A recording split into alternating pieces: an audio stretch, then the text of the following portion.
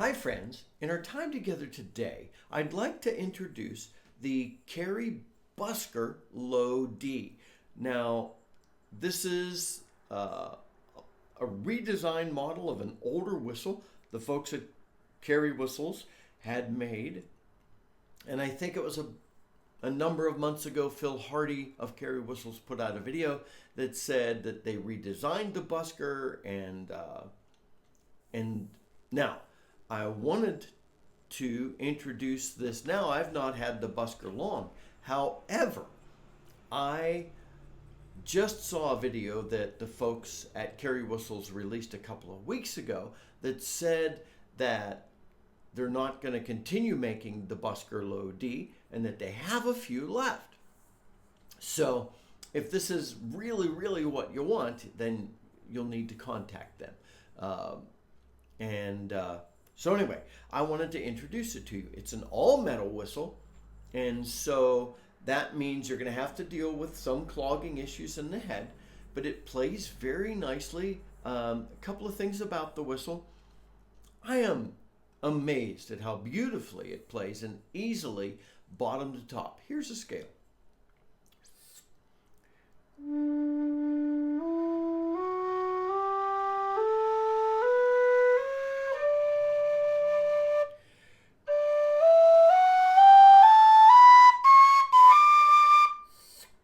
All right, that was up to the third octave D. You ready for this?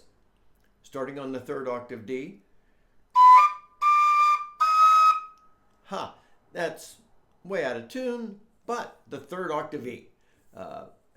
Just to show you how easily this is playing up and down the scale.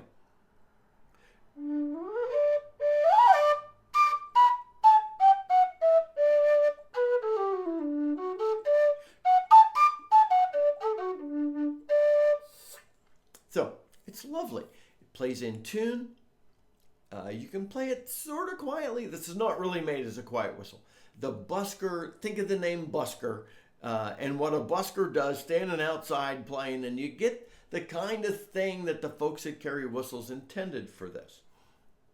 Phil Hardy has described it as a good slow air whistle.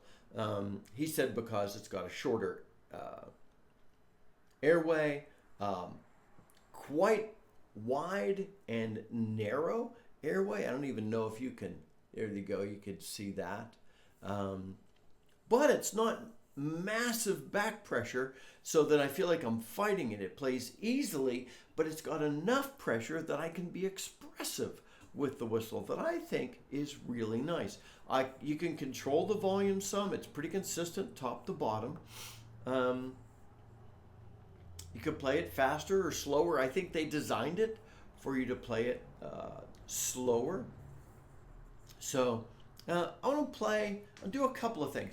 I'm going to play I Sing of That Night in Bethlehem, and then I'm going to do just a quick comparison between this and the Kerry Optima for you.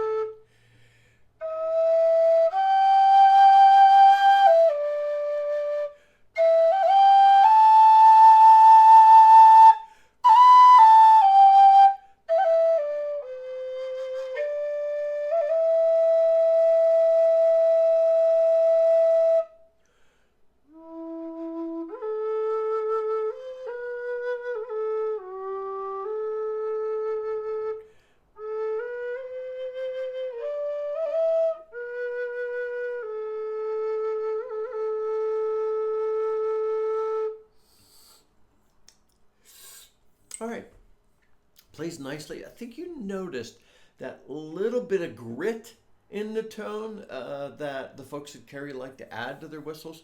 Now you did notice it does need some control. It wasn't breaking so much as it wants you to really control your way into some of the notes, which is, I think, why Phil Hardy says that it's really intended for someone playing slow airs.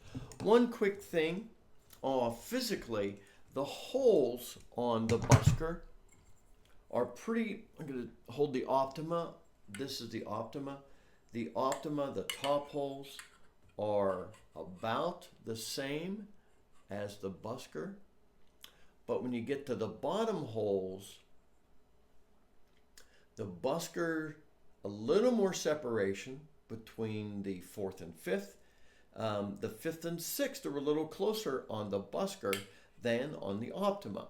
But that fifth hole on the busker, a little micrometer here, turn it on.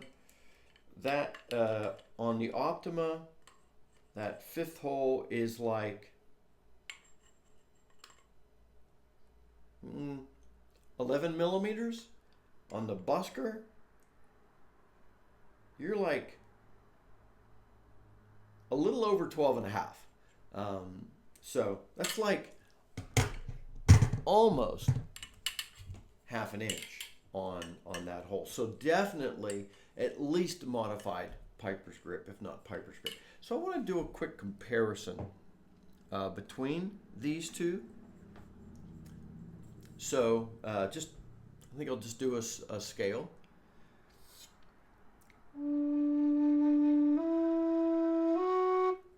I want you to hear how this is a little more muted, a little airier in tone, little grittier, a little buzzier, I'd say, not grittier, buzzier.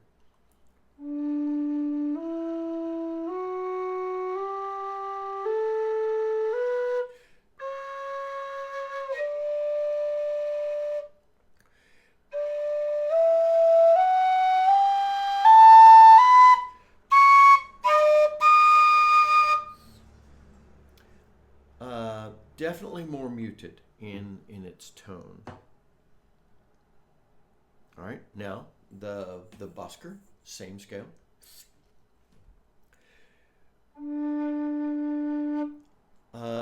Not so muted, but just a little bit of that buzz.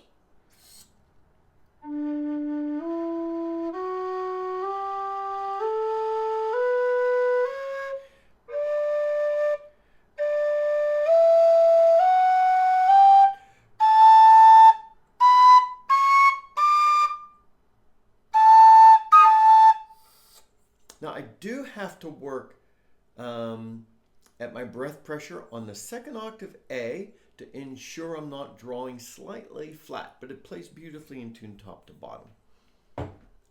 Now one last, add another Kerry, this is the Kerry D, just to do it so you could hear.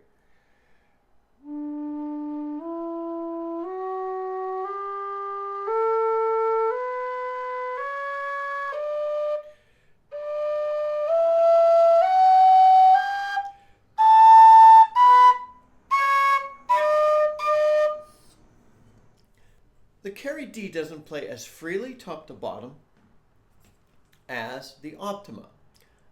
Kerry D's leaning cleaner. Optima leans a little more buzzy, minimal airiness. The Busker freely top to bottom plays. Very similar tone qualities, as you noticed. You'll never fight this thing, but you'll learn it. You'll learn it well, and after you learn it well, you'll play it amazingly well. I think it's a beautiful whistle, but if larger holes are an issue for you, you've got that 12 and a half millimeter fifth hole there, but my fingers are pretty small, pretty thin, and I'm fine with that. It's lovely. Lovely whistle. Like I said, Phil Hardy says there are only a few left. You could contact them. This is July the 3rd, 2024. So if this is a few months later, then they either have redesigned it and re-released it, or you'll have to find it used somewhere, because as of today, they have a few left, and you could connect with them there. I love it. This whistle for me is a keeper because I like how it plays. It's as expressive almost as some a whistle or two I have that cost twice as much, and so that makes me really like the simplicity and the beauty and expressiveness of the Kerry Busker Low D. Anyway, I wanted to introduce that to you today, my friends. Until next time, this is Scott Shade. Happy Low D whistling.